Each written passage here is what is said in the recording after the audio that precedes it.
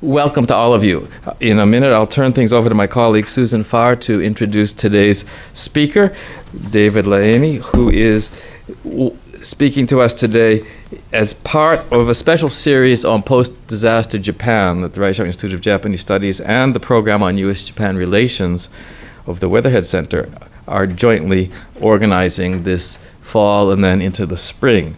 And in addition, upcoming, I just want to mention that next Tuesday, November 1st, 12:30 to 2 p.m., across the street in the Kanafu building on the second floor, Charles Ferguson, the president of the Federation of American Scientists, will be speaking on nuclear power after Fukushima. So please do join us if you're able and interested. Also, I just want to mention that some publicity, an excerpt from our upcoming issue of the Reischauer Institute newsletter, Tsushin, is available for you to pick up and take home on a table outside the room that describes our project to build a digital archive of the 2011 disasters.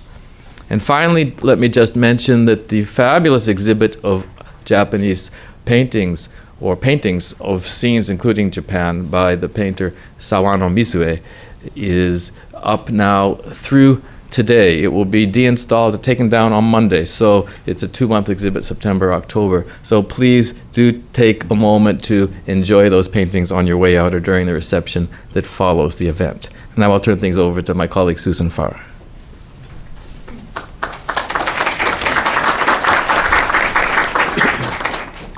Good afternoon. I'm very delighted to have this opportunity to introduce my very good friend David Leheny, who's the Henry Wendt III Professor of East Asian Studies at Princeton University. He received his bachelor's degree from Wesleyan University and his PhD from Cornell. His career has been quite varied. In the year 2000, he was a regional affairs officer in the Office of Counterterrorism for the Department of State. In the academic world, from 1998 to 2007, he was in the Department of Political Science at the University of Wisconsin-Madison. And I should say that there he was a legendary faculty member, a legendary professor with very popular courses, over 400 students in his Introduction to Comparative Politics course. There he was Professor of the Year, for example, in the year 2005. He has been at Shaken until quite recently. He came back in September from a stint there at University of Tokyo. And he's the author of a number of works. Let me mention several. His first book was The Rules of Play, National Identity and the Shaping of Japanese Leisure. A second book was Think Global, Fear Local, Sex, Violence, and Anxiety in Contemporary Japan. And last year, Japanese Aid and the Construction of Global Development, Inescapable Solutions. He's also the author of a great many articles that have won prizes, and may I mention just quite recently, this year, the Toshiba International Prize he won for an article in Japan Forum on terrorism risks and counterterrorism costs in post-9/11 Japan. His presentation today comes out of a book in progress called Modeling Hope, which looks at the social and political debates over agency and reconstruction in recession and post-disaster Japan. So I turn things over to David now to talk about hope as the new normal, national recovery through the March 11 disaster.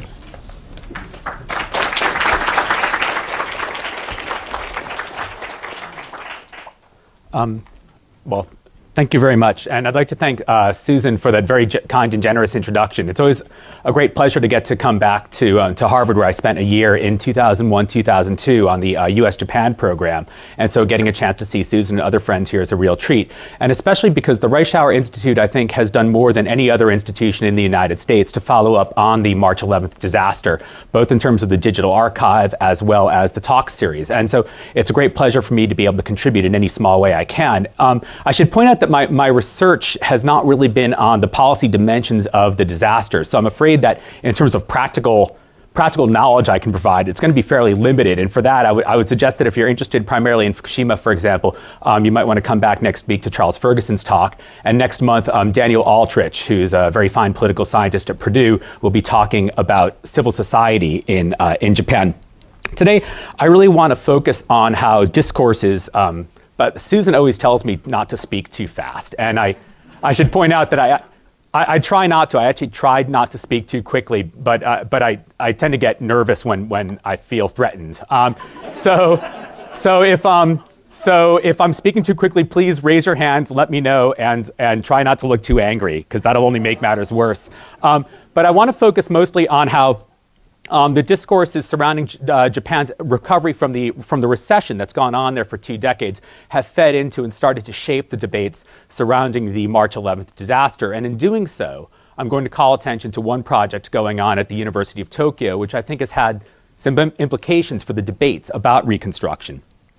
I also want to talk about the way in which we might consider issues of affect and emotion in discussing the disaster and what the implications might be for that. Before I do, I want to show a film clip, and I'm going to turn down the lights. This is from the movie Space Battleship Yamato, which came out late 2010. And the movie itself is based on the old anime, Uchu Senkan Yamato, which was released in the US as thank you, Star Blazers. That was great. That was fast. I was actually about to screw that up. As Star Blazers. And, you know, it's basically in the future, humanity is getting wiped out by these aliens, and the humans, you know, with little recourse, they dig the battleship Yamato, which was sunk, of course, in 1945. It was the exceptionally large battleship, flagship for the Imperial Navy. It was really never used in combat because of the risk that its loss would have meant. So it fired its guns in combat only when it sailed off into its suicide mission, basically against Allied forces who were moving into Okinawa at that time. So anyway, in the cartoon, they raise this boat, they make it a spaceship, and it flies off. So they made a live action version last year, and I'll show a quick clip from it.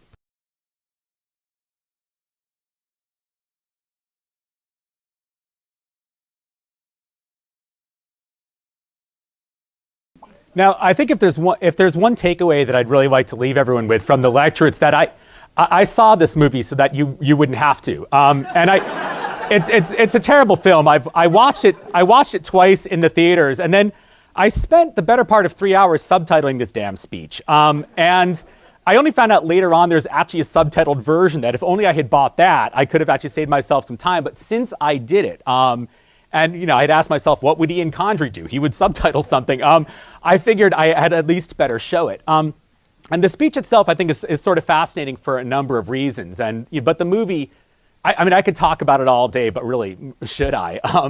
And I think the most interesting thing for me here is the way in which the mission of the Yamato, the mission of 1945, gets so radically depoliticized, right? This isn't a battleship on a suicide mission in the middle of a brutal imperial war, which then, very shortly thereafter, leads to a terrible, terrible, terrible battle in Okinawa with atrocities on both sides, right? This is instead just a ship bringing hope into the middle of despair. And that's what we're doing today. That's the language that's used in the speech. And it's impossible when you see this movie in 2010 not to think of the sort of broader implications of bringing hope in the middle of despair. And especially for the despair in Japan that would have actually greeted the audiences seeing the film at this time would have, of course, been this long period of debate and doubt regarding Japan's economic decline. I've written about this in the past, and I know all of you have read a great deal about this in many different places. So I don't want to belabor the widely discussed, much lamented lost decade. But I think the issues that we started to see break in the movie are questions, first of all, about who is actually responsible for bringing hope, who is supposed to be the beneficiary hope, and how we actually generate hope. And I think that those are some of the moral and political questions that have actually seized Japanese intellectuals and policymakers over the past 15 or 20 years. Earlier this year, right before the disaster, the widely known monthly magazine Bungei Shunju actually had a special section, 125 public intellectuals weighing in on the topic, これが私たちの望んだ日本なのか? So is this the Japan we all hoped for? And the answer is, no. I mean, that's not, no one's saying yes, it is. People had different, of course, diagnoses, but there was a general sense of despair over where Japan was, and this question of how to bring hope, of how to actually spur Japan to do something, to somehow seize the day, to fix itself, becomes a focal point for a lot of wide political and social debates. It would come up in strange places. Right here is Ishiki Masaharu. And Ishiki was, of course, a member of the Japanese Coast Guard. In 2010, just before space battleship Yamato was released, there was the incident between the Coast Guard and a Chinese fishing trawler in the Senkaku Diaoyutai Islands. I think all of you probably remember that. There's the moment when the Coast Guard are basically trying to chase this ship out of the waters. The captain of the ship, apparently in frustration, rams into the Coast Guard ship. There's a lot of debate about this. He's arrested. There's a huge to-do. And he's finally released, but the crisis goes on for a while in bilateral relations. And then in November, Ishiki, who was nowhere near this, he was in Kobe, releases onto the internet a videotape that appears to show culpability on the side of the Chinese captain. And he argues that this was something that the Japanese government should have done. It should have released this information on its own. So he writes this book, which was unfortunately published about 12 days before the March 11th disaster. It's called Nanika no Tame ni Sengoku 38 no Kokatsu. For something, that's the title. For something, The Confessions of Sengoku 38, and that's his handle name that he used online.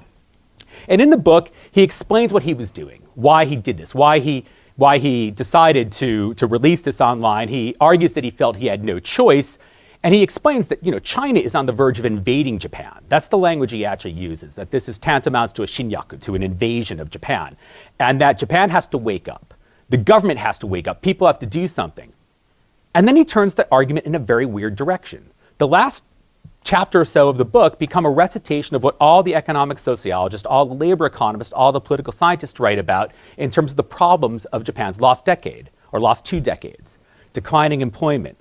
The NEET problem, not in education, employment, or training. The Furita problem. And he starts to say that maybe what young Japanese should do is do what John F. Kennedy suggested. Ask not what your country can do for you, ask what you can do for your country. And he argues that what young people in Japan should do is seize the day and actually work on behalf of Japan, not for themselves, not for their own interests, but actually for the betterment of Japan. Now, that's the sort of nationalist or patriotic message that has worried a lot of liberal intellectuals. And I'll come back to them in a moment. Before I do, I should just add one thing that sort of struck me. The ship that was actually rammed by the fishing trawler was the Mizuki. This is a patrol boat from the Coast Guard. The Mizuki is something I've actually written about before. In 2001, it was one of the boats that chased a North Korean espionage vessel or a drug smuggling boat in a 20-hour chase that culminated with a firefight and then the sinking, probably by its own self-destruct device, of the North Korean boat, killing all men on board. I think 15 were killed in that disaster. So the Mizuki was part of that chase. That's not it in the picture. It's off screen, but it was one of the 4 boats. And then, of course, was the boat that was hit by the trawler, which actually means, although people haven't remarked on it, the Mizuki actually now has a more distinguished combat career than the Yamato actually ever did. And so it's actually an open question as to whether or not the Mizuki will actually be the core of future stories about heroism of saving the world. Among the liberal intellectuals, and I mean liberal in, I think, both senses of the term. I mean classical liberal in focusing on individual rights and on individual liberties, but also a fundamental belief that the state should help out the poor and the unlucky. A group of liberals started to contribute to these debates about how to rebuild hope in Japan, largely through the study of the social sciences of hope, the Kibo Gaku series. Now, this is a 4-volume set, which I'll talk a little bit more about in a moment, but it was published by the Institute of Social Science at the University of Tokyo. And the editors of the series were all professors at the Institute. This is one of the long-running institutes at Japan's top university. The title of the book, and I always have to mention this because whenever I describe it, people think I've joined a religious cult or something. And I realize the book cover doesn't help. But the title of the book actually refers to, comes in some ways out of a novel by the Japanese novelist Murakami Ryu. He wrote a novel called Kibo no Kuni no Exodus, the Exodus from the Country of Hope, or Exodus to the Country of Hope. And in the book, it's about these junior high school students who are kind of frustrated with Japan's environment. They can't get anything done. They have no sense of purpose. So they actually leave the country and they start doing development work overseas. And then when they return, they take over Hokkaido. And one of them evidently makes a speech to the Japanese Diet as they create their own country, makes a speech and says, this country has everything. This country has everything you could want. The one thing this country doesn't have is hope. I say evidently because I haven't read the novel. The truth is that to me, a country ruled by junior high school students is about as close an approximation of hell as I can imagine. And so I've not felt the moral fortitude to be able to pick up the book and try to plow through it. But Murakami himself wrote the preface to this series and has spoken about it quite widely. And the editors of the book talk a lot about how Murakami inspired them with this study of hope, that it ought to be about hope. We have to create hope and build hope. The Institute of Social Science has a long history of 5-year projects that culminate in multi-volume series about some aspect of world or Japanese politics, economics, society, etc. The Institute itself was primarily a Marxist institute for a long time, and I know this from firsthand experience. I was a bottom-level faculty member there in 1996 to 1998, and the weight of Marxism there wouldn't be a surprise to anyone who studies the history of social sciences in Japan. I mean, whether Andrew Barshay, Laura Hine, others have written quite extensively on this. The 5-year projects in the past have often had the feeling of looking at this sort of big economic substructure. They're not calling for revolution, but they look at this economic substructure that has relatively slow and predictable movements, and that then has consequences for the political, social, cultural substructure on top. So they'll study something like the 20th century world system, or Japan's political economy in the world system, that sort of analysis. This sort of analysis, despite the name, is actually much closer to social science the way it's currently practiced in the United States, for example. The work is very much the work of political economists, historians, demographers, sociologists, many of them using quantitative methods to analyze employment rates, to analyze participation in social movements, and so forth. And they were trying to connect their work to this larger zeitgeist by suggesting we ought to be trying to promote hope among young people. We ought to be trying to build hope among young people by creating a broader employment environment. They came up with a definition of hope that was drawn in some ways from the Cornell sociologist Richard Swedberg, who participated in the project. They came up with the term, it's a wish for something to come true by action. So I'm going to take a quick sip of water. Now, I'll come back in a minute to the social science behind this, but I want to talk a little bit, very briefly, about the issue of emotion in this, because it's interesting that they talk about hope, this sort of feeling that people should have, and the sense that if people don't have it, if we don't have hope, if we don't have a sense of some sort of optimism about the future, we're not going to be able to accomplish anything. And in some ways, you could analyze it, I think, the way that we're starting to in political science, with new research that's being done on the role of emotion and affect in politics. Jonathan Mercer at the University of Washington has been working on this recently. And Todd Hall at the University of Toronto and Dick Samuels at MIT have both been reading on this as well, and have been very helpful to me as I've thought a lot about these issues. I've also gotten a lot of advice from Sergei Ushkin, who's an anthropologist at Princeton, whose great recent book, The Patriotism of Despair, looks at the way in which despair actually becomes a unifying motif in post-revolutionary Russia.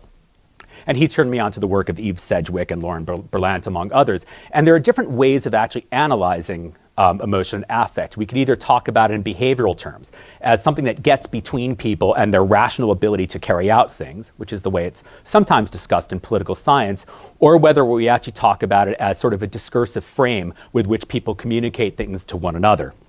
And it's more in that second frame that I want to talk about it, or at least use it today. The Kibo Gaku project really has a number of diverse intellectual roots. And the 3 editors, and I've placed Professor Genda's as the largest photo because he was really the brainchild of, he created the project and co-edited all 4 volumes. He's a labor economist, a very famous labor economist. And actually, I should emphasize, much more entertaining than your average labor economist. His 2 colleagues were Professors Uno Shigeki, who's a political theorist and a self-described Tocquevillian who specializes in the study of civil society, And then Nakamura Naofumi, who's an economic historian, but I think his work maps very well onto what we would describe in America as economic sociology. And I would connect his work to people like scholars like Charles Sable or Gary Harrigal. And they come at this with a variety of different perspectives, but largely they're trying to study how economic institutions might evolve and might be generated to move in certain ways in order to create a more open environment for young people to find jobs. That's really the core of this, is how do young people find jobs? They're liberals. They're not Marxists. And they're focused primarily on a non-revolutionary take on this and an understanding that perhaps the government should be involved, but a lot of this should come from individual initiative on the part of young people.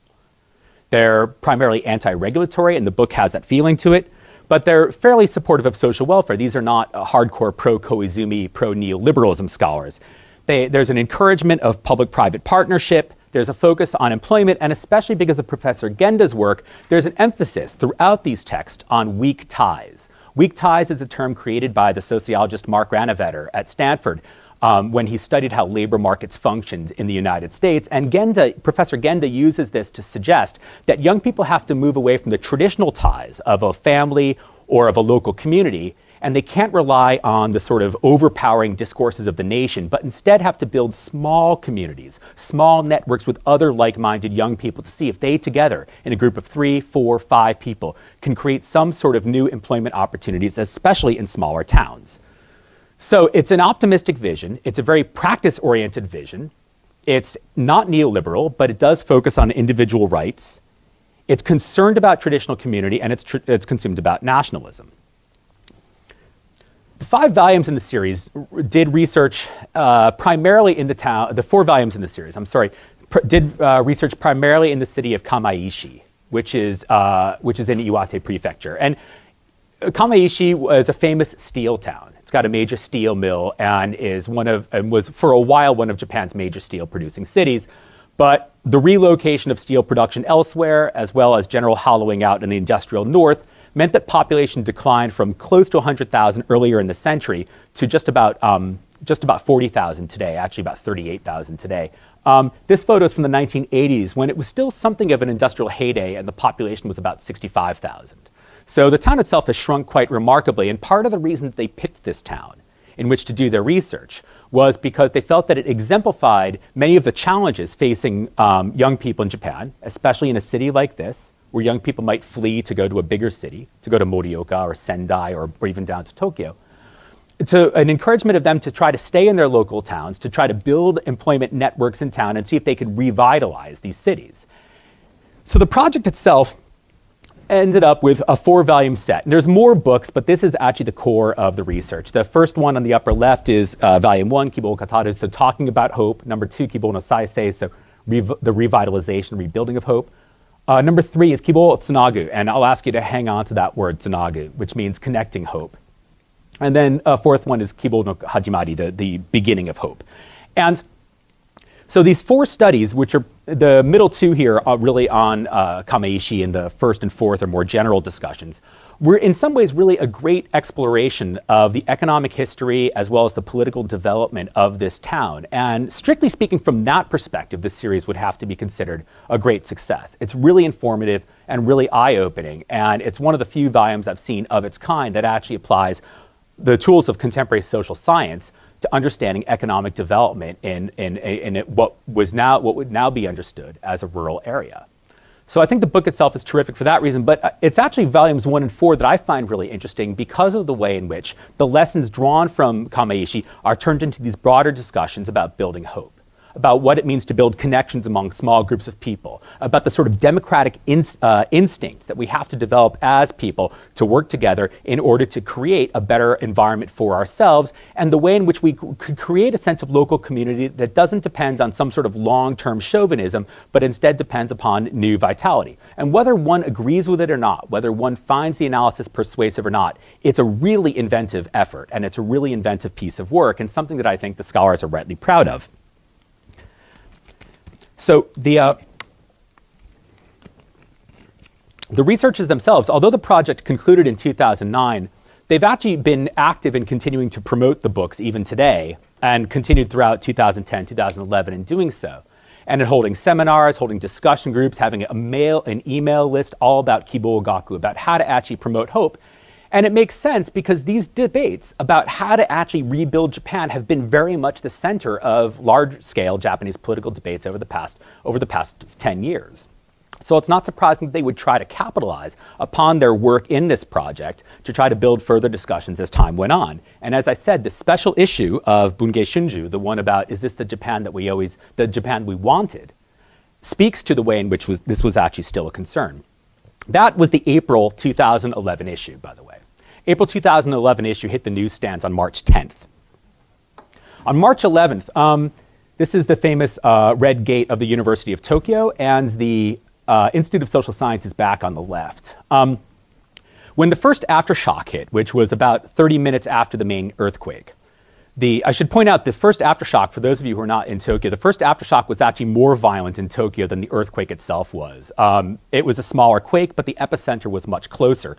So the people who had actually come out of their buildings to stand outside to get away and stand as far away from the buildings as possible were actually there with their camera phones taking a video of Akamon because people were actually wondering whether it was going to fall. Whether at this moment this very, very famous structure that symbolizes Japanese education was going to collapse. At that precise moment, I was about 2.5 miles east, standing outside of Higashi Ikebukuro Station. I was in Ikebukuro at a Starbucks, as always. I'm terribly predictable. But so I was at a Starbucks at the time of the earthquake, and when I couldn't reach my wife on the cell phone because all the cell phones were out, I started walking. I couldn't get home. It was impossible to try to go home because I lived about 8 miles west of central Tokyo, and the trains were all out. So I started walking towards the university. I got to Higashi Ikebukuro Station, and I saw the awning on the gas station in front of me start to shake. And I realized this is going to be bad. And it was weird because it was actually almost, before I could feel anything, I actually visually processed something was happening. And I looked up and I realized I was standing underneath a highway overpass, and that's right when it hit. And that was the one time when I was genuinely in mortal terror, and I don't really know how to describe the sensation. When I was in the Starbucks, it went on for a very long time. But even then, it wasn't so violent that I was completely senseless with fear. I was worried about my wife. But I figured that since nothing had fallen in Ikebukuro, probably everything was okay in Hongo as well. So I started walking over to the Institute. I made it there at about 5 o'clock, 4:30 or 5, because I took a lot of wrong turns. And I joined the people at the Institute, where everyone else was stuck. No one could go home. And we had the TV on. The convenience stores nearby immediately ran out of water. So we improvised and began to consume large quantities of alcohol. And as we did so, we were watching the video of all over northern Japan, but especially of Kamaishi, which caught everyone's attention, being washed out to sea. This is an image from NHK that was live at the time of the disaster. And the video images that came in as I was sitting with my colleagues and drinking with them were pretty overpowering, I think, to the entire group. You could actually see people trying not to process it because many of the scholars in the room had spent a significant amount of time in Kamaishi and had many friends there. The disaster itself is seen from the shiakusho, from the city hall. You could actually this is actually a little bit higher up than it looks, so that's why these guys aren't running. But it's clear just how powerful the tsunami was coming in. The reason you see a military officer here is that particular day, by luck, by incredible good fortune, they were actually doing a disaster preparedness drill at the city hall. So they actually had representatives of the self-defense forces who were able to radio immediately for help. It still took several days to get everyone out of the building, but by all accounts, the self-defense forces performed admirably and did help out a number of people who otherwise might have become very sick had they not actually gotten help when they did. While we were watching the images, we could actually see the waves coming in that were replayed over and over. This is one just collection of photos I found online that shows it from the vantage point of people standing on top of a roof. You can see the water coming in. This is all, of course, within about 3 minutes. It's happening very, very fast. And it's extremely difficult, of course, for people to escape if they didn't actually get out to the rooftops right at the outset. So the disaster itself has sort of a remarkable effect on the Institute of Social Science because they've just created this project where they've talked about how Kamaishi can represent hope for the rest of the country. Kamaishi is seen as a symbol of this, and then Kamaishi itself is one of the places most badly affected by the disaster. The loss of life was not as catastrophic as elsewhere. About 900 people were killed or missing in Kamaishi out of a town of about 40,000, which is terrible, but not quite as bad as places like Ofanato or Nikuzen Takata, which lost much higher percentages of their population. And of course, the disaster left behind a nightmare for the residents. Within a few weeks of the disaster, Prime Minister Khan created the Reconstruction Design Council. It was created in April. And it was sort of an unusual council. It was criticized by some because people said it had Prime Minister Khan, it showed his allergy to bureaucrats. There were no bureaucrats on the council. There were other members of the Democratic Party. There were a number of scholars. There was a screenwriter. And of course, most famously, there were governors of the most affected regions. And the front here, in the warm-up jacket, is Governor Murai Yoshihide of Miyagi Prefecture, who was one of the more vocal people in the disaster and has continued to get a lot of international attention, which I'll try to come back to later if there's time. Below that, so that was the sort of the upper level discussion group. The head of the group, by the way, was the political scientist Iokibe Makoto, who's sitting in the blue jacket in the back next to Prime Minister Khan. Below the Reconstruction Design Council was the study group, the Kento Bukai, the study group of the council. And this was mostly made up of specialists. And many of those specialists actually had strong connections with the bureaucracy. I don't mean that they were controlled by the bureaucracy, but they had worked with the Ministry of Agriculture, the Ministry of Trade, the Ministry of Energy. They'd worked with these different administrators for a very long time. So the idea that bureaucrats were completely shut out of the process, I think, is incorrect. And the study group was responsible for generating a lot of the language that went into the final report. I should point out that although I didn't speak with him about this, the head of the study council was actually Professor Io Jun, who I actually first got to know here at Harvard when we were both at the US-Japan program in the same year. And so he should be commended for the great work that he did. He did work tirelessly on this. Two of the Kibo Gaku authors were actually part of the Kento Bukai. And this was a small group. It was only about 15 people. So having two from the series was important. One of them, of course, was Professor Genda, the creator of the Kibo Gaku series. Another one was the great labor demographer, Shirahase Sawako, who is well known for her work on gender and employment. And over the course of the next few months, the next few weeks, they generated a number of suggestions based upon field trips in and out of the region, culminating in a report called Towards Reconstruction, Hope Beyond the Disaster. That's the English title. And when I quote from it in a couple of minutes, I'm going to be using the official translation. I don't like doing that. It feels lazy, but it's there. And it's a good translation. I can't really fault it. I don't think it actually misrepresents anything in the Japanese. Reconstruction, of course, was largely left to local communities in terms of the actual decision making. This is a photo I took from my window in Kamaishi about 6 weeks after the disaster. And already, this is actually pretty remarkable what they've done just to be able to get the roads actually open.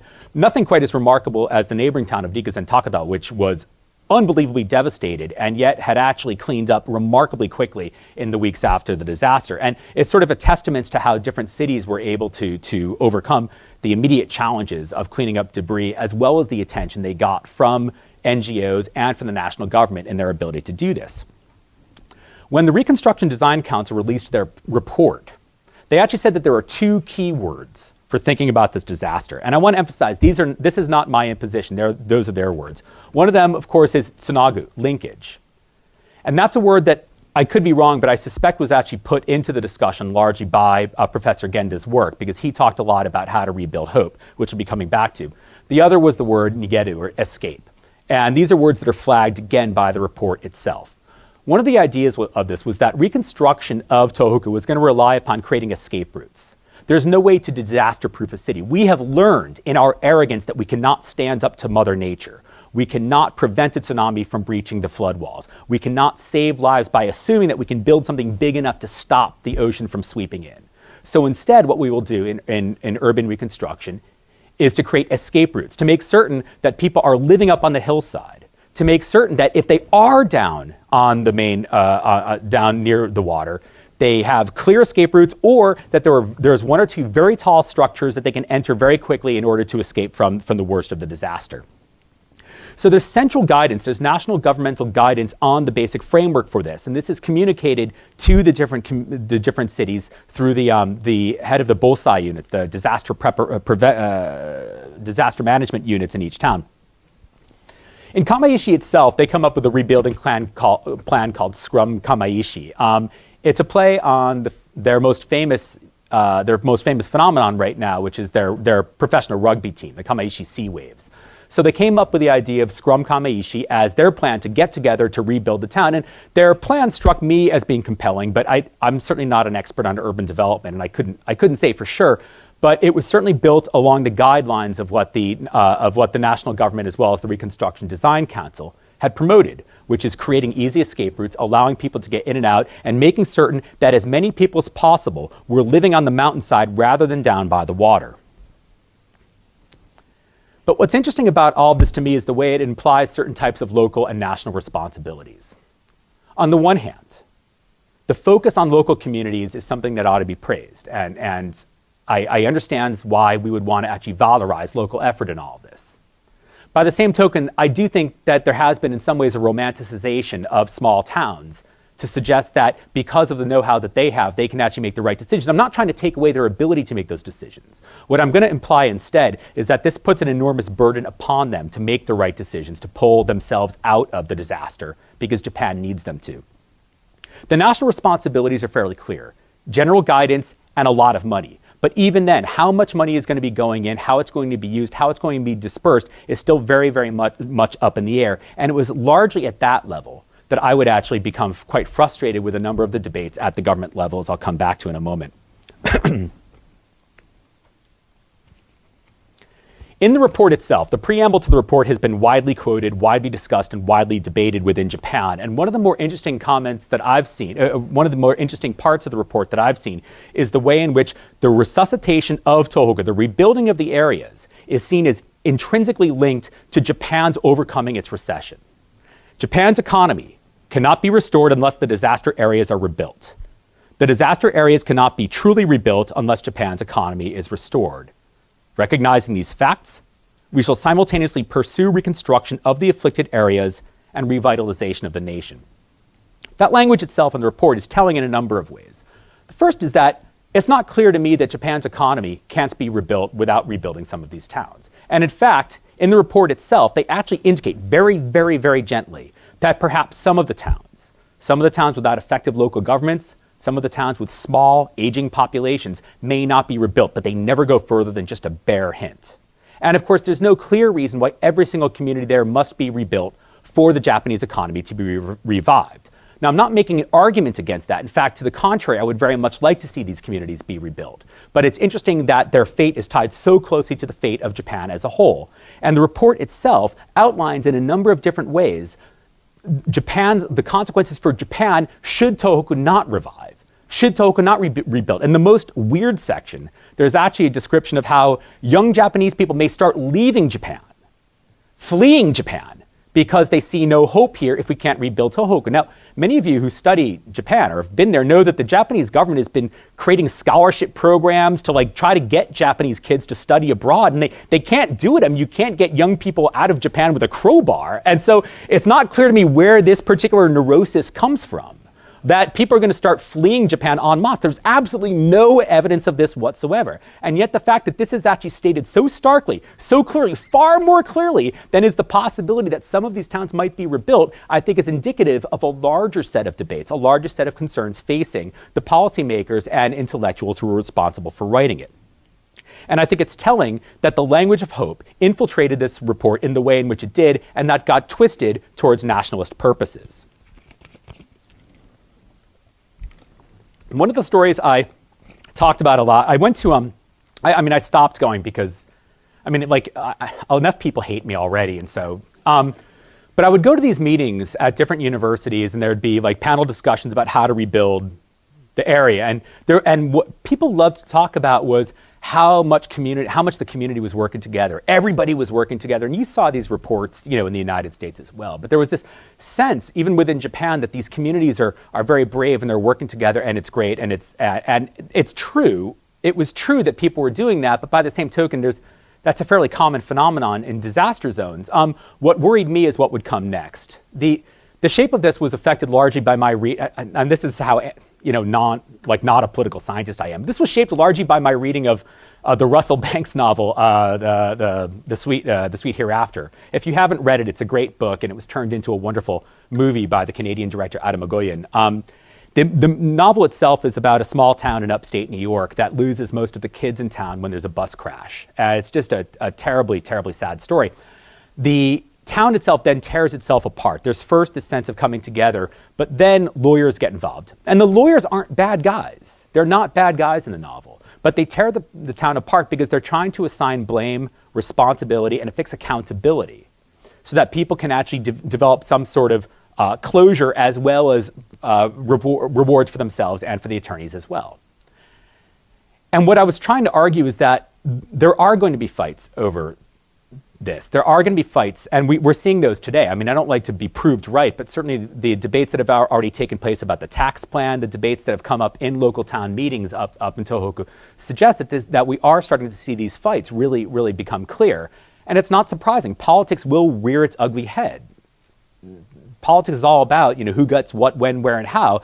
And we would expect that in a situation where so much has been taken from so many so quickly, that would, of course, be foremost in their mind. So it was largely because of that story and the gloom that I felt myself in that I sort of took heart from this one story in Kamaishi. I first heard about this when I was up there, and then it became much more famous as it was broadcast around the country. Kamaishi Higashi Chugako, so Kamaishi East Junior High School, is right near the ocean, and it's quite tall. So the evacuation center is on top of the building. So the students go up there after the earthquake, as they're supposed to, and they get up there, and apparently a few of them start looking out at the water, and they say to their teacher, "We don't think this is high enough. We're not going to survive." And the teacher's like, no, we'll be okay. And they said, no, we're not going to make it. So they convinced the teachers and the other students to evacuate the building, and they ran out. So they're escaping there. This is actual footage of them running out. This was not a reenactment. Running out from the building. And the children at the neighboring elementary school saw them doing that. They pleaded with their teachers and did the same thing. They ran up the hill. They ran to the first evacuation shelter, decided that wasn't high enough, fled to another one, taking adults with them as they went along. When the ocean came in, it covered their building entirely. They all would have been killed. There would have been no possibility for survival had they stayed where they were. So roughly 800 kids were saved as a result of this. And this story has been told a lot in Japan as the Kamaishi no Kiseki, the Kamaishi miracle. The moment when the kids sort of made this decision based upon their ability to save themselves. And the story that's been reported around the country is that they used their training in order to then make individual judgments on their own, to actually make a decision on their own, to not simply rest with their training, but to think and to act and to do something. So they fled and they escaped. And when that story was broadcast around the country, especially on Bosai no Hi, so Disaster Preparedness Day in Japan a few months ago, I couldn't watch this footage without crying. I mean, it was just impossible for me to do it. But by the same token, I was also troubled by the implication of it because many kids died doing more or less exactly what they were supposed to do.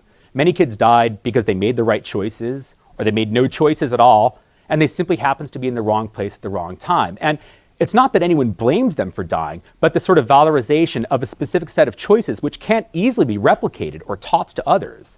Use information and use it the right way seems to be the message that the Japanese government was promoting in using this story.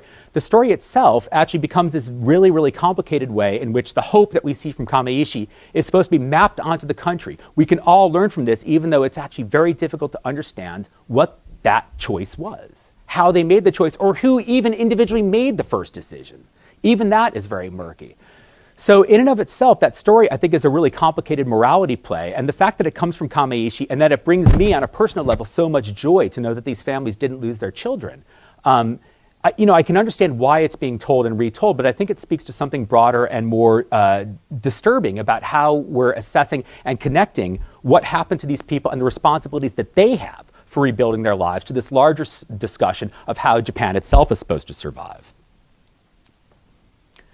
This disaster nationalism, This effort to think about the entire country as a violated body, a traumatized body, itself became clearest, I think, in the recitation over and over again in the media of expressions of concern from overseas.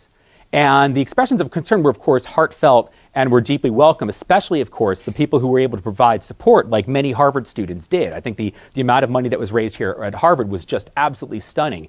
So those sorts of efforts were very, very welcome. But what's interesting as well is the way in which the display of international support became a constant theme in the Japanese media in the weeks and months surrounding the disaster.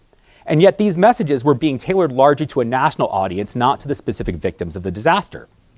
This quote is also from the Reconstruction Design Council report. Consider for a moment just how this disaster prompted an outpouring of assistance from around the world.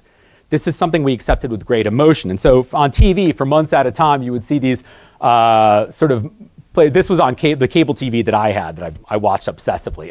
So this is probably more me than anybody else. But this was the cast of CSI making a statement that concluded with "We are Tomodachi," to emphasize that we're all friends, we're all trying to help Japan.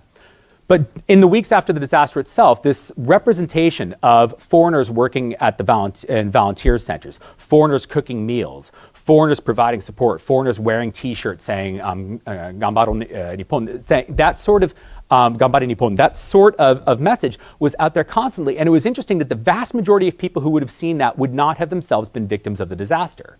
The vast majority were, of course, people who sympathized with the victims and were worried about the victims, but were themselves far away watching their television sets in Tokyo, Osaka, Fukushima, etc. Not Fukushima, I'm sorry. Fukuoka, sorry, I beg your pardon. So the discussion itself became this larger discussion of how we in Japan accept this generosity from overseas. We in Japan accept this help.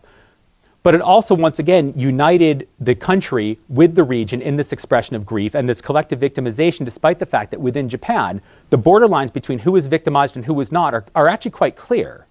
And they're actually quite pronounced, particularly to the residents of these towns, the ones who lost their homes, the ones who did not, the ones who had to flee, and the ones who got to stay.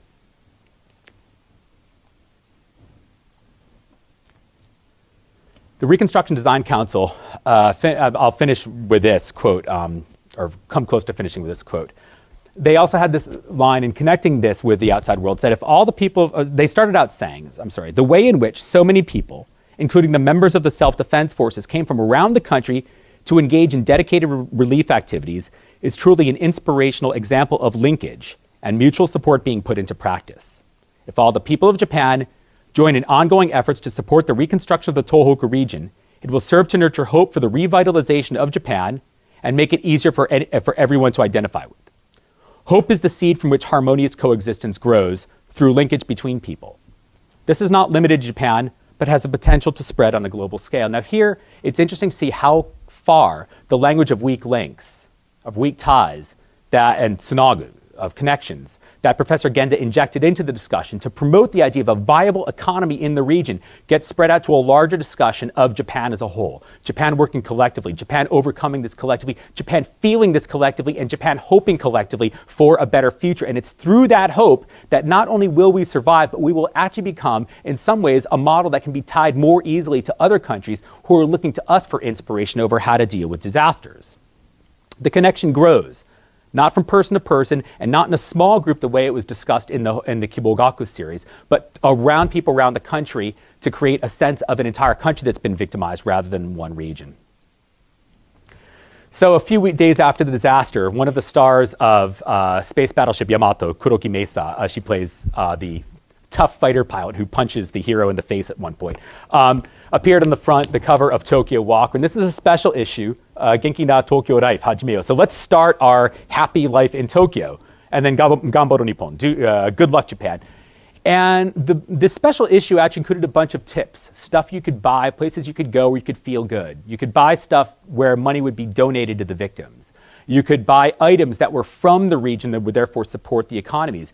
You could actually do things that conserve power, like taking natural hot spring baths rather than going to places that used a lot of electricity. You could do a lot of things that would make yourself feel better about this.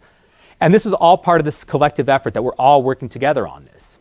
And one thing that we don't know is whether or not there's actually going to be some sort of breakdown between the debates in the towns, the places that were victimized, the places where so many people have lost their homes, where people are now imperiled by choices about the economic futures that they're facing, and this larger discussion of how Japan itself overcomes this collectively by first rebuilding the region, which puts a lot of pressure on the people themselves to come up with ideas to save their own lives so Japan itself can be inspired by it, or whether or not Japan itself is supposed to move on without Tohoku, to move on in a way that would actually minimize the cost to the rest of society of rebuilding the area and simply try to resettle people as quickly as possible. And I think what worries me most about this, it's not a very straightforward policy statement, but it's simply that there's a romantic connection to the disaster, and there's a lot of concern about the disaster. There's family ties, and there are very deep sympathies from around the country towards the area.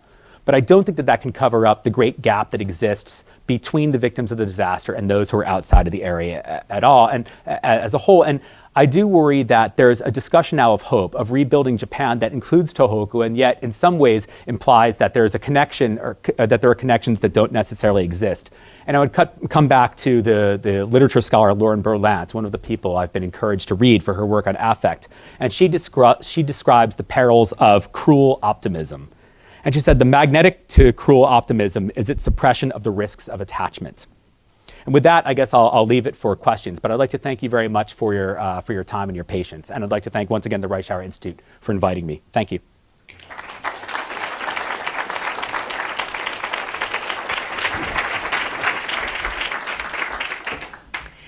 Thank you very much, David. And let me now open it up to you and ask you, before you direct a question to David, if you would indicate who you are.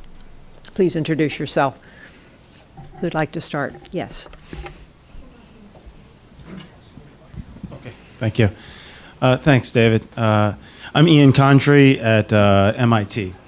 Very interesting and a wonderful presentation.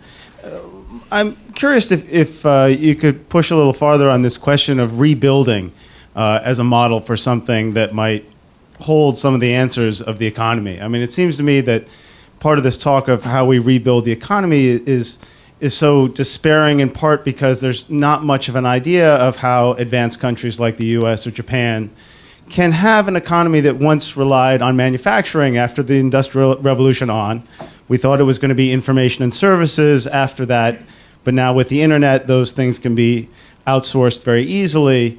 And so it seems to me that a lot of the talk about jobs, about restoring hope, about rebuilding the economy are going in circles because they can't answer this question. What is the future of the economy? And it seems to me that what you're saying, one of the things you're saying is that the affect of hope is very powerful, but unless it's connected to some kind of action that's meaningful, not just to the victims, but to creating a larger context of Reconstruction, that it's doomed to have a sort of deleterious effect over time. And so my question is whether this idea of Reconstruction, not only of kind of buildings, but of thinking of social welfare type Reconstruction, might be a good model. And if there are ways in which the use of this affect around hope is being used in productive directions that others might learn from as well.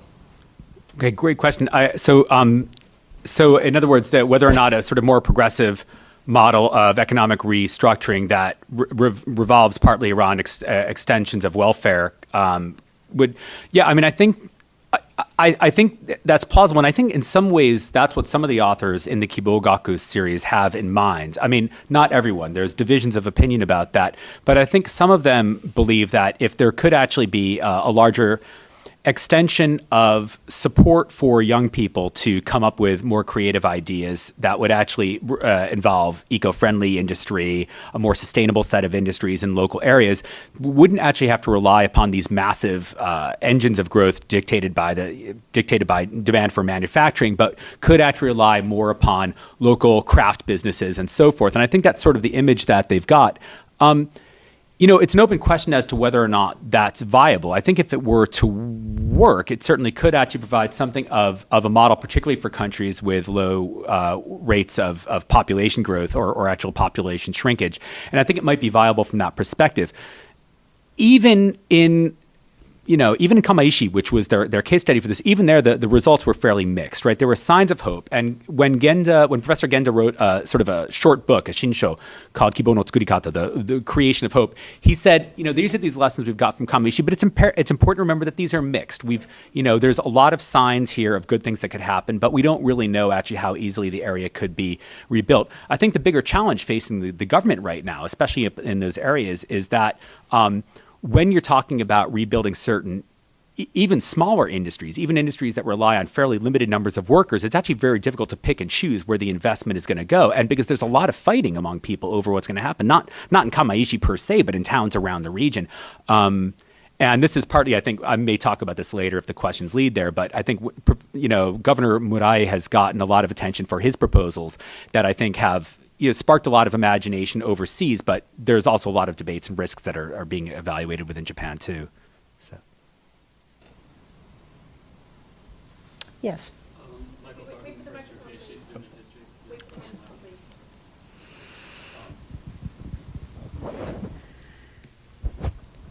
Hi, I'm Michael Thornton. I'm a first-year PhD in history here, doing Japanese history. You mentioned a lot about sort of youth and how Kibo Gaku focuses on youth and things, and yet at the same time, Tohoku is overwhelmingly elderly. How do you sort of reconcile those two kind of demographic features, and what are the implications, you think, for Reconstruction in Tohoku particularly?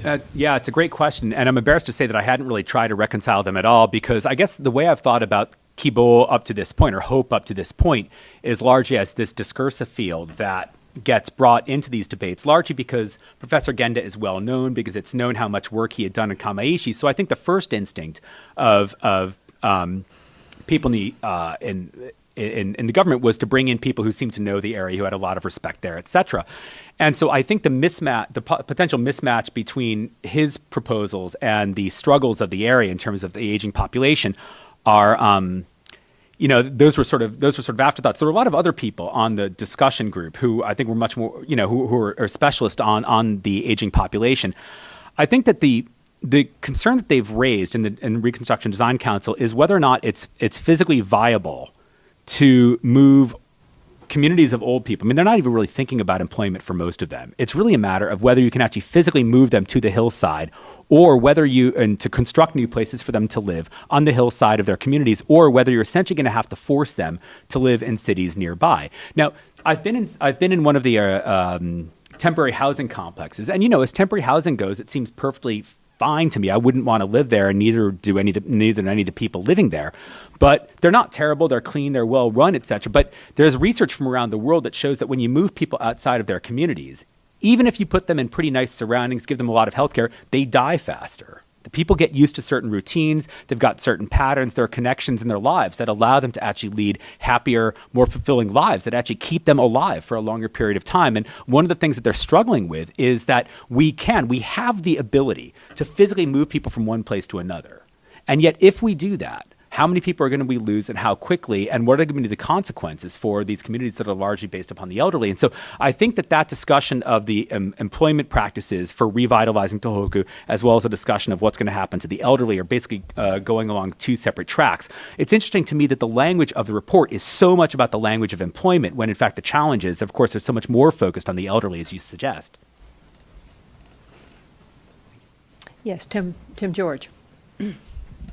Tim George from the University of Rhode Island. Thanks for raising so many fascinating questions.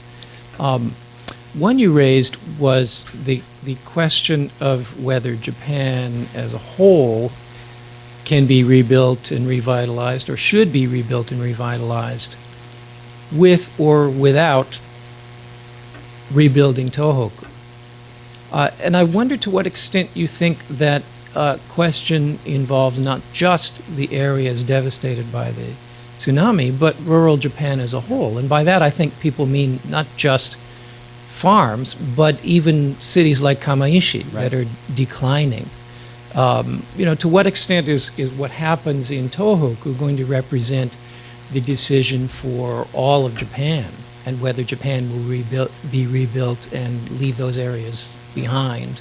Everything outside of the major cities and prefecture capitals? That's a great question. It was something I was hoping to get to a little bit more in the talk, but I realized I was running a little bit late, so I ended up clipping it more than I should have.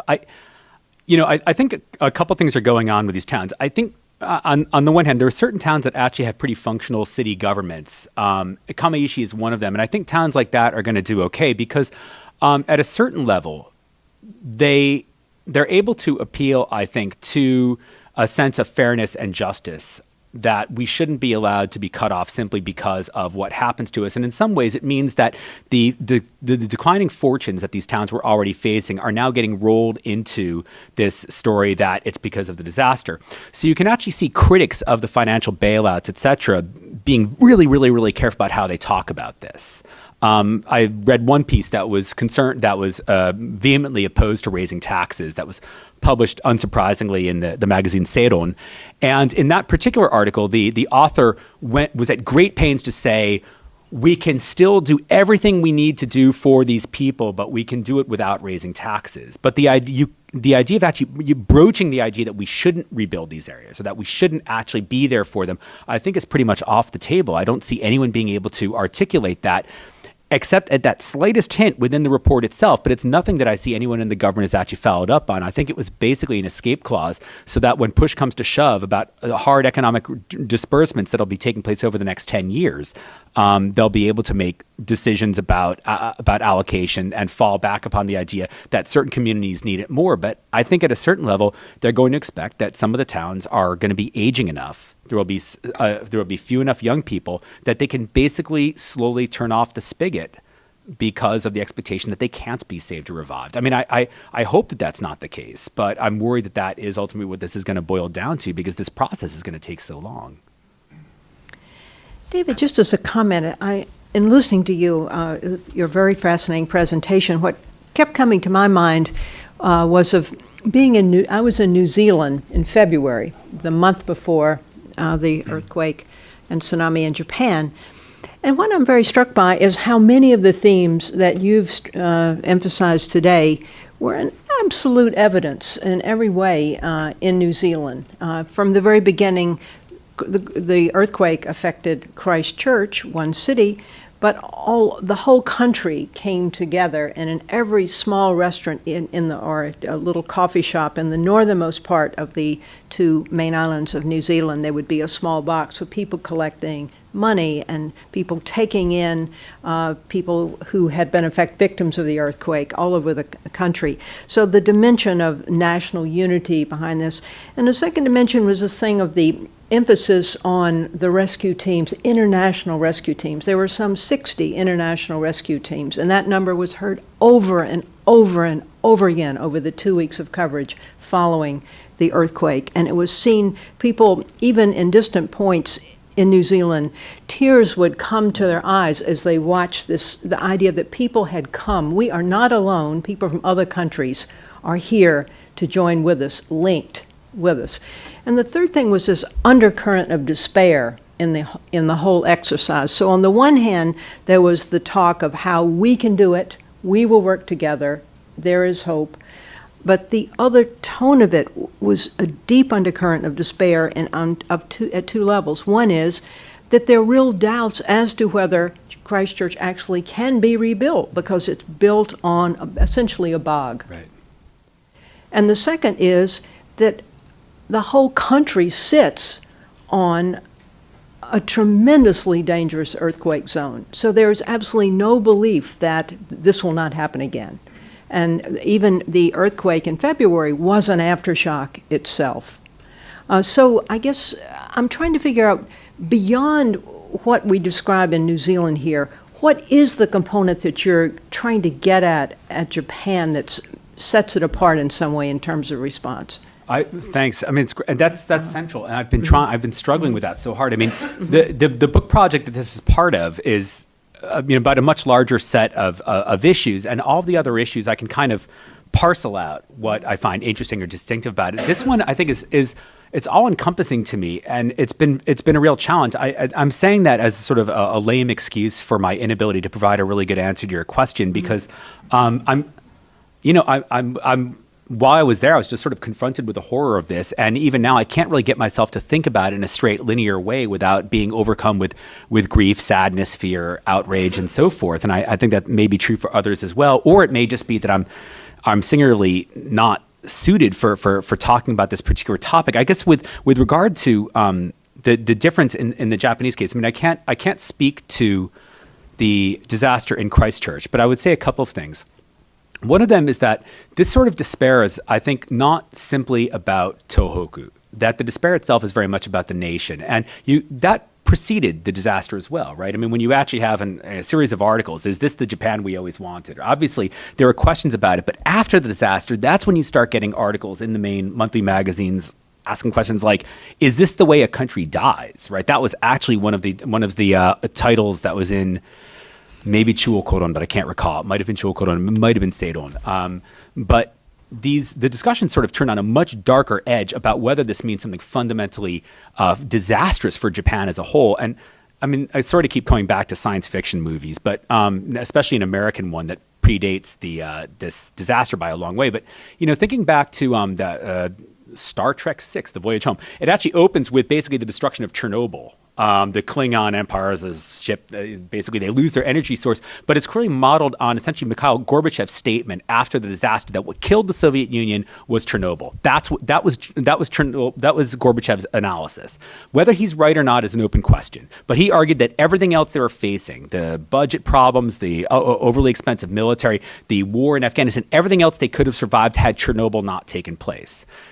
That debate isn't foreign in Japan. People are well aware of that. And I didn't talk about Fukushima today, but for a bunch of reasons. It's simply so massive, I don't even know how to get my head around it. But there's actual doubt about whether or not Japan can now recover, whether this can actually happen. I mean, sure, some people will get back to work. Not everyone's going to leave, but there's a fundamental question about what's going to happen to Japan that strikes me as being bigger than just the question of what's going to happen to Tohoku. And I don't know enough about New Zealand to know whether or not the despair went that broad or not. The other point I want to make, because I know that many of you contributed to efforts to help Japan, and I realize in my comments I sounded like I was dismissive of international efforts, and I want to be clear, I'm not at all. I think it brought joy to a lot of people, and I think that the efforts were meaningful here as well, and it's important to maintain those connections. What I was trying to do is problematize the way in which I think those efforts are reflected and discussed and described in political debate. I mean, in the United States, I remember myself being weirdly touched after 9/11 when there was that famous story that, was it Le Monde had the editorial that said, today we're all Americans. And I wasn't a victim of 9/11. I was hundreds of miles away when it happened. I was very upset about it, but I wasn't one of the victims. And if I was a victim of anything, it was basically what then took place in the United States over the coming few years, which I think was a problem for all of us. That, in other words, the disaster itself struck a much smaller group of people who were themselves genuine victims. This sort of larger debate, I think, feeds into a sense of unity that in many ways elides and covers up a whole lot of other differences that I think are going to come to the forefront in Japan. So I think it's the nationalization of the disaster that I think is so profound in the Japanese case. But you're right that this happens in other countries, and how I would actually describe this as being distinctive, it's really tricky, and I don't feel at all honest or accurate about the way I'm doing it at the moment. So I've obviously got a lot of work to do. Sorry for the long, tortured answer. Andy Gordon. Thank you, David. This was a fabulously provocative talk, and I'm really able to sort out the various reactions I have. Just a couple comments and a question. One, on this last point, I think you're on the... I would go down the same road you would in thinking about what's distinctive. And thinking about historically, I've thought about the comparison, and others have as well, to 1923 and its aftermath, which, as I see it, came at a time in Japan's modern history which was, relatively speaking, not one of declining hope or worry about the lack of hope, but of optimism, right, and a developing, growing society emerging into the world. So the context was very different, and the context that you sketched out of concern pre-March 11th is a gloomy one. And so it's the intersection of that prior environment and this disaster that I do think is perhaps distinctive. The other quick comment that I was just recently in Japan and in Kamaishi and at a symposium where the mayor spoke, and your point about the politics of this inevitably going to be messy, I think is really important. And there was so much discussion about how everybody will pull together, and of course everybody will, but there are lots of difficult decisions. And I was really taken aback at the mayor's speech at this symposium how angry he was. Mayor Honda, his name is. How angry he was at Iwate Prefecture. Right, yeah, that's very and clear. he spoke out in a group of 200, and it was webcast to tens of thousands. So certainly the Iwate governors were going to be aware of his comments and must have known it and heard it before. I was just hearing it for the first time, and that it wasn't the national government. He was angry at the regional government's insensitivity and bureaucratic response to his needs. And the question I so that point you made makes a lot of sense to me. The question I have is about, and this is sort of an old economy rather than Ian Condry's question about new economy. One of the striking things about the disaster was it showed a brittleness of the manufacturing supply chains. And how, surprisingly, given how a smaller proportion of Japan's GNP comes from these disaster zones, how vulnerable elsewhere manufacturers were, not only elsewhere in Japan, but around the world. And that, I mean, one quick negative thought about that is, oh, that's going to lead people to not want to go rebuild back there where it's vulnerable. But that's not a logical response. The logical response is, the next disaster might not be there.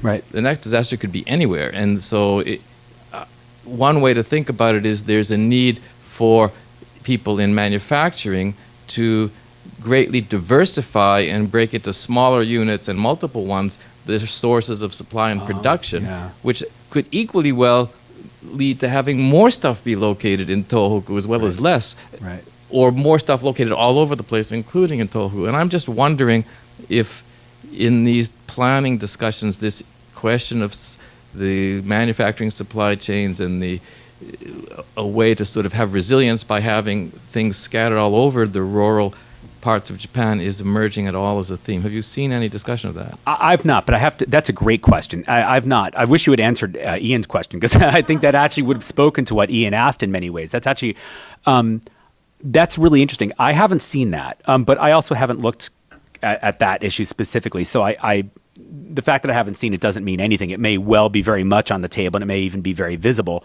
And simply because my gaze has been in another direction, I've simply missed it. But, the reason I've wanted to be, just to get back to your earlier story about Kamaishi, I wanted to be a little bit careful about talking. I've only been there a few times, and I don't know the people terribly well there.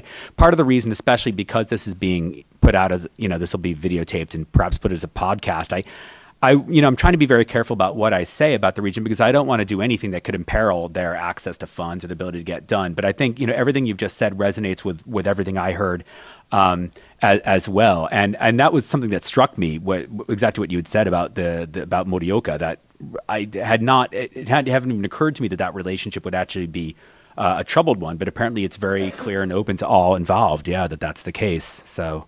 but I do think that, it's going to be a very messy set of fights, and I'm sorry I can't answer your question about manufacturing chains. Yes.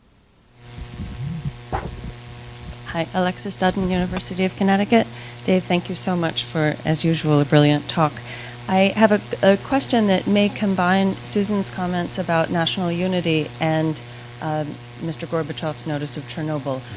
Not asking you to answer the Fukushima, where is it going question, but I really appreciate how you're looking at this collectivity, a unity vis-a-vis the nation and the victims and the divide. That said, are the victims of the not clean disaster, and forgive the language, but I think there is a dirty disaster and a clean disaster, is excising the victims of Fukushima necessary to produce this collectivity? Great question. Yeah, I mean,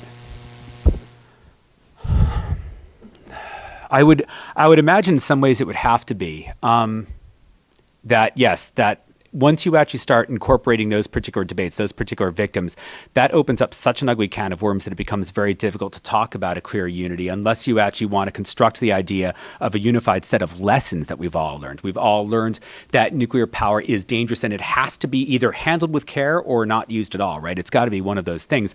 One of the, as you would guess, one of the things that's made it difficult for any sort of unified counter-narrative to to develop out of the people who are spread out is the fact that they're just all over the place, right? The fact that they're so dispersed. You've got people in, Tochigi and Saitama, and just, people have been moved really far away from the area. So you've got these communities who have been living in high schools, occasionally getting, temporary housing built for them there, but you've got people now realizing they can't ever go home. And so getting out of the gymnasiums and figure, well, I've got to do something, so I better, try to find a job here, get my family resettled here, etc. And at that point, just their connection to others starts to break down. And so I think that you're right. I think that once you actually start including the Fukushima disaster as part of the study, then it does break down. And I think that's partly why the Reconstruction Design Council at first didn't want to deal with the Fukushima disaster, and they basically were compelled to do so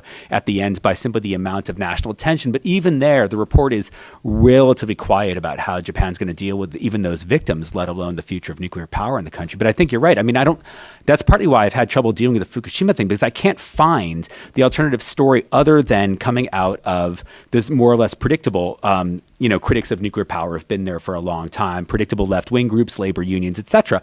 And that's all very interesting and it's very useful, but to me it doesn't get to the larger question of how these communities themselves are going to be resettled. And that was the first volunteer center I went to was actually in Saitama, when the people from Futabacho, which was one of the towns right around the disaster, they got moved down there. So I worked for a few days at the Saitama Super Arena, where they were this big arena where they were resettled for a couple weeks. And the thing that, of course, they're Japanese. They look like everybody else in the country. They're wearing more or less the same clothes, but you could tell who were the evacuees just because they looked exhausted. Just exhausted because, they've been sleeping in a noisy concrete hallway surrounded by other families. They've got kids crying all night.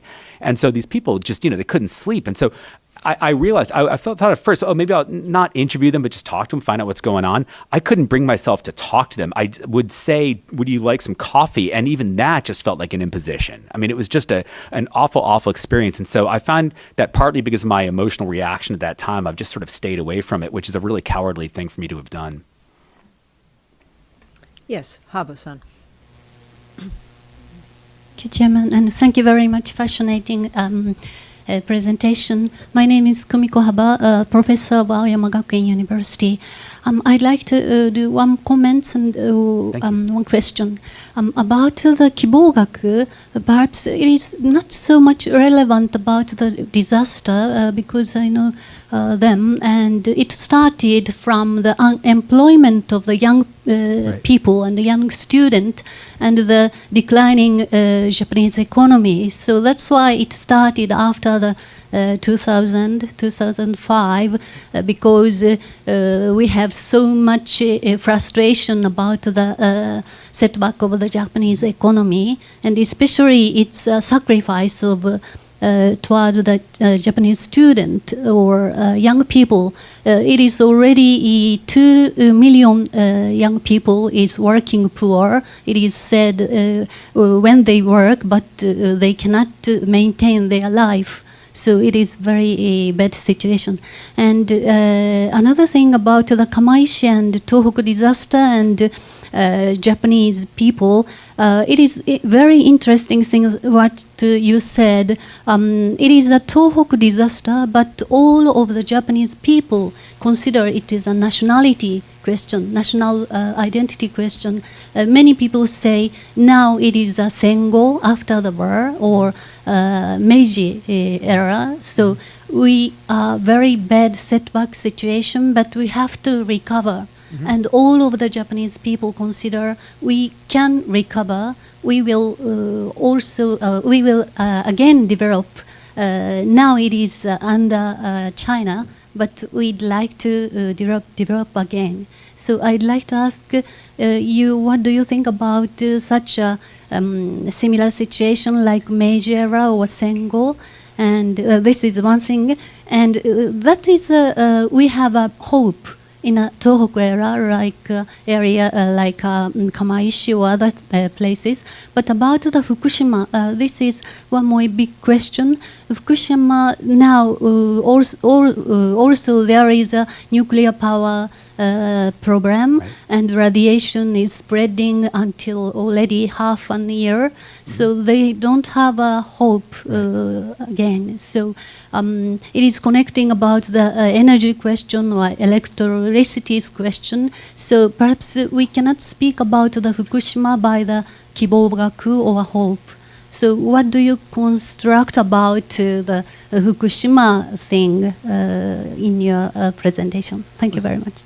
It's a very good questions, and I think you're absolutely right that certainly the Kibo Gaku project wasn't directly relevant, especially in its creation, to the disaster. What interested me about it was the way in which the language that came out of the Kibo Gaku report, the terms that came out of the report, flowed into the Reconstruction Design Council report, and I think it was largely because of the inclusion of Kibo Gaku scholars in the project. It's a hard thing to track, right? And of course, a word like hope is going to appear all over the place. So it's a hard thing to demonstrate conclusively. But I just think when you sort of see over and over again Kibo Tsunagu, etc., the sort of same terminology, it's clear that there are frames of reference that are being deployed in different ways. So my interest is in the way in which ideas change and the way in which they get attached to new phenomena and then what that means. Because I think tsunagu means something very different in Kibo Gaku than it does in the discussions of the disaster. And I think that difference tells us a lot about what it means to have hope, about how we hope and about who we work with in order to generate hope. So I think that's really my area of interest. In terms of hope in Fukushima, the situation is unimaginably terrible. And as you said, I don't think anyone has hope for the redevelopment of Fukushima. I think if we ought to aspire for anything, it's to make certain that the families who were victimized by this are treated as well as possible. But beyond that, in terms of the rebuilding of the area immediately around the plant, that's out of the question for many decades. Between the families that were evacuated and the farmers and the fishermen whose livelihoods have been destroyed by the spread of radiation, I think that cuts back to what Alexis asked, which is that this undermines any sort of easy narrative about redevelopment. Our last question, I'm afraid we're near the end of our time. Thank you very much. Hamilton College, thank you very much for your talk. And when you showed a clip of Ishiki Masaharu on the Jiu Hodo Kyokai, I was kind of expecting you might introduce more about the counter-narrative of major media of the Japanese, about the nuclear incidents, for example. At the beginning, what happened on March 11th was kind of underestimated, but some of the Jiu Hodo Kyokai, or more like freelance journalists, pointed out early on that the magnificence of the disaster was much, much bigger than the government or major media was broadcasting. So after 6 months have passed, and the seriousness of the effects of Fukushima became more apparent to the extent that major media or government have to admit to. And I think that kind of affect or undermine, once again, the unity, but at the same time, it might unite the people from Fukushima and Tokyo. At the beginning, I heard some people saying, okay, it happened in Fukushima, but Tokyo is fine. So don't worry. And that upset me too. But now people in Tokyo who kind of believe some of the reports are concerned, the food and water and so forth. So there seems to be two things going on, undermining the linkage or tsunagari, but at the same time uniting the linkage. So I want to hear your comments on that kind of contradictory movements. My first comment is it's a great question. I hadn't actually thought about the possibility that sort of counter-narrative that was established by the alternative press, the free journalists would do this. I mean, I've mainly thought about this from my contacts at the major media, and there, I think there's just this tremendous amount of soul searching. I think they've bristled for a long time at the complaint that they're too close to the government. And I think this time they, especially I think people in the Asahi, for example, because they were fairly close to people in the Democratic Party, were really stung by the fact that they didn't push harder than they did. In terms of the construction of a counter narrative that might unite people, yeah, I think that's right. As a political scientist, I guess what I wonder. This goes back to your question. As a political scientist, I don't know anything about the Meiji era. I can barely remember last week, but that's not a comment on Susan. I suddenly realized I'm sitting with a political scientist. But as a political scientist, I guess my first question would be who actually can politically mobilize that sort of counter narrative? And what worries me is that, since you mentioned Ishiki, right, standing there, a lot of the people who present at the Free Press thing are right-wingers. They're right-wingers who are always trashing the government and who are always trashing especially the Democratic Party. And what worries me is that the people who are best able to capitalize on increased mistrust of government are actually far-right groups. I don't think that they necessarily will. I don't necessarily see some sort of spiral towards hyper-nationalism, but I actually don't see the progressive forces are very well placed at all to take advantage of this moment or to develop that counter-narrative themselves. To the contrary, I think that the organizing that they've done has been very limited, very partial, and also somewhat, connected to earlier ideological tropes that I think don't have the resonance that they might among residents of either Tokyo or Fukushima. So, I could be wrong about that, but I worry actually about who can actually take advantage of those counter narratives. That's a fabulous question. Well, I'm very sorry to say our time is up, and will you please join us in coming down to the end of the hall to the Lee Gathering Room. As you walk out, turn to your left and join us to have a chance to talk to our speaker more informally. But may I thank all of you for coming and thank David Leheny for a great presentation. Thank you very much. Thank you very much for the great questions.